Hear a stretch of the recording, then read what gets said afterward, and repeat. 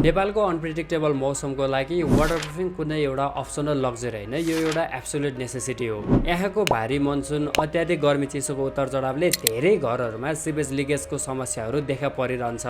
यद्यपि वाटरप्रुफिङ सम्बन्धी धेरै गलत धारणाहरूले गर्दा धेरै घरहरू अनावश्यक समस्यामा फस्दै आइरहेको छन्। त्यसैले आज हामी वाटरप्रुफिङ सम्बन्धी मुख्य 5 वटा मिसकन्सेप्सन अथवा मिथहरूको बारेमा कुरा गर्नेछौँ। सो भिडियोलाई अन्तिमसम्म हेर्नु होला है त।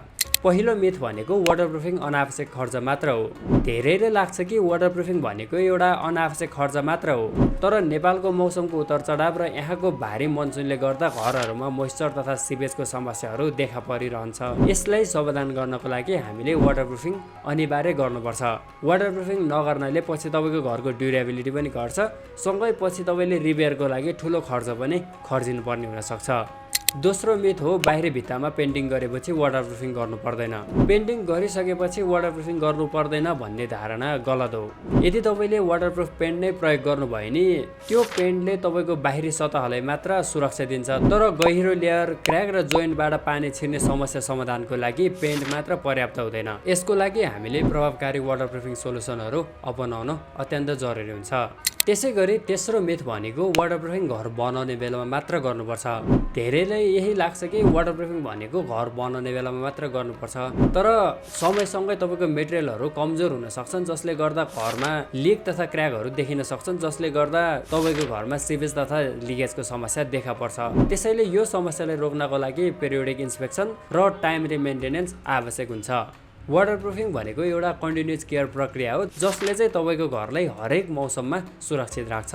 यसै गरी चौथो मिथ भनेको वाटरप्रुफिङ जसले नि गर्न सक्छ। होइन, वाटरप्रुफिङ गर्नको लागि तपाईँले अनुभवी व्यक्ति चाहिन्छ।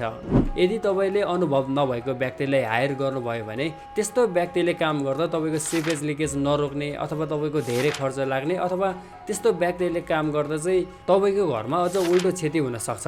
त्यसैले तपाईँको घरमा वाटरप्रुफिङ गर्ने जिम्मा चाहिँ अनुभवी र दक्ष कामदारले मात्रै दिनुपर्छ, जसले चाहिँ तपाईँको घरको सिवेज लिकेजको समस्यालाई चाहिँ दीर्घकालीन समाधान सुनिश्चित गर्छ। यसै गरी पाँचौं मिथ भनेको वाटरप्रुफिङ महँगो प्रक्रिया हो। धेरैले लाग्न सक्छ कि वाटरप्रुफिङ भनेको एउटा महँगो प्रक्रिया हो, तर होइन, किनकि सिवेज लिकेजले, राइजिङ ड्यामेजले पछि तपाईँको घरको संरचनामा पुर्याउने क्षति र त्यसलाई समाधान गर्नको लागि लाग्ने खर्च भन्दा तपाईँले वाटरप्रुफिङ सस्तो पर्न जान्छ। त्यसैले वाटरप्रुफिङ भनेको एउटा दीर्घकालीन इन्भेस्टमेन्ट हो, जसले चाहिँ तपाईँको घरको सेफ्टी र ड्युरेबिलिटी बढाउँछ। वाटरप्रुफिङ सम्बन्धी रहेको यी मिसकन्सेप्सनहरूले गर्दा पछि तपाईँको घर पनि महँगो मिस्टेकको शिकार बन्न सक्छ। सही जानकारी, राम्रो योजना र अनुभवी प्रोफेसनलको टिमबाट मात्र तपाईँले आफ्नो घरलाई टिकाउ र सुरक्षित बनाउन सकिन्छ। यदि तपाईँ पनि प्रोफेसनल टिमसँग वाटरप्रुफिङ गर्न चाहनुहुन्छ भने हामीलाई स्क्रिनमा दिएको नम्बरमा सम्पर्क गर्न सक्नुहुनेछ। हामी वारेन्टी सहितको गुणस्तरीय सेवा प्रदान गर्दछौँ। एक्सपर्ट सेवा, घरदेखि दरबारसम्म।